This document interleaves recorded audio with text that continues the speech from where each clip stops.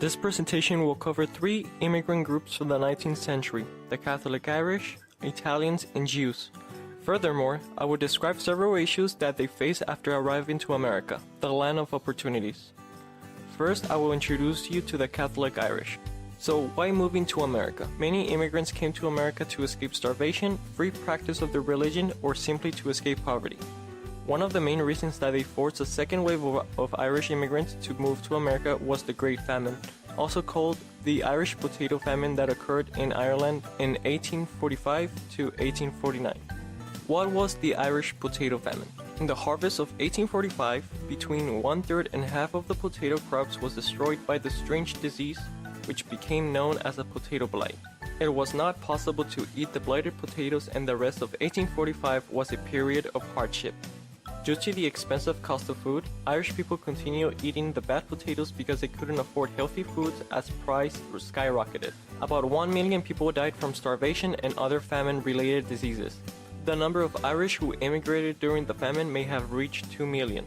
Ireland's population continued to decline in the following decades because of overseas emigration and lower birth rates. Starvation plagued Ireland, and within 5 years, 1 million Irish were dead while 500,000 had arrived in America to start a new life. Another reason for their arrival was the opportunities to find jobs in factories, railroads, and anywhere else that would hire them. A job, a wage, was what they were seeking, and they didn't really care too much about the detail. Pre-famine immigrants from Ireland were predominantly male, while in famine years and their aftermath, entire families left the country. Between 1820 and 1860, the Irish constituted over one-third of all immigrants of the United States. They came from voyages to the East Coast ports, primarily Boston and New York. About 75% of them arrived at Ellis Island, New York, and Boston.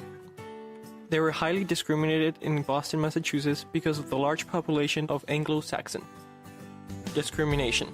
The vast majority of those who had arrived during the first wave of immigrants had been Protestants or Presbyterians, and had quickly assimilated because they had skills and perhaps some small savings on which they start to build a new life. Very soon they had become independent and prosperous. On the other hand, the second wave came because of times of famine and despair. The arrival of desperate Catholics played a very different role. There was a lack of trust between predominant Protestant American-born middle class and the impoverished Catholic immigrants who had arrived in the mid-19th century. As a result, Catholic Irish were discriminated because many of them spoke only Irish or a bit of English. Also, many were illiterate and had a lack of skills. There were some who were blacksmiths, stonemasons, bootmakers. The majority had no formal training of anything.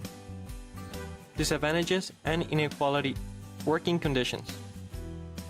Catholic Irish also faced discrimination in the working place. The majority groups looked down on them because they accepted most jobs that the other immigrant groups did not. They were forced to work long hours for low pay. Their cheap labor was needed by America's expanding cities for the construction of canals, roads, bridges, railroads, and other infrastructure projects. Females also did their part by working mostly as domestic servants. Most Catholic Irish immigrants sought refuge among their own kind by forming communities. However, living conditions were horrible. Apartments were divided into multiple rooms to fit multiple families. Families were crumbled and living in hazardous conditions with no sanitation, ventilation, or even daylight. Furthermore, landlords would extremely charge them for small rooms. Discrimination after bad economy. When the economy was strong, Irish immigrants were welcome to America. But during economic downturns, like in the mid-1850s, social unrest followed, and it was extremely difficult for immigrants who were considered to be taking jobs from Americans. They began to be excluded by Protestant employers as a result of their belief in their racial inferiority, low intelligence, and unreliable. Signs outside of shops with the title "No Irish Need Apply" was a familiar comment in job advertisements. Propaganda posters displayed them as lesser humans with stereotypes such as drunken, hostile, and immoral. In some cases, they were compared to apes. In addition, they were the image of the common offender corruption and other associations with criminal activity. They also suffered politically as they were excluded from judiciary and executive branches of government until the 1930s. They were excluded from higher positions because they were believed to own their allegiance to the Pope and at the US. Created using Powtoon.